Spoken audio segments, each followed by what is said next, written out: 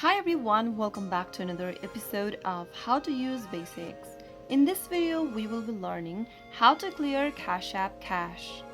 To clear your cache on Cash App application using your mobile device is super easy.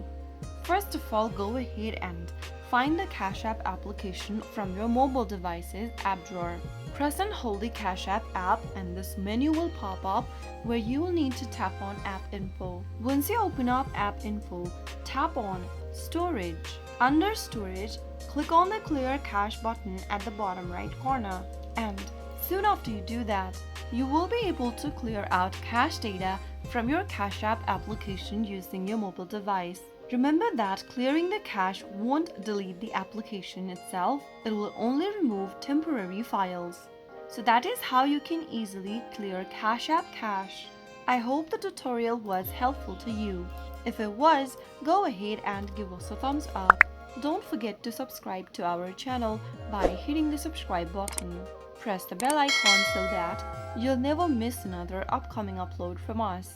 I will be back again in the next video. Thank you for watching.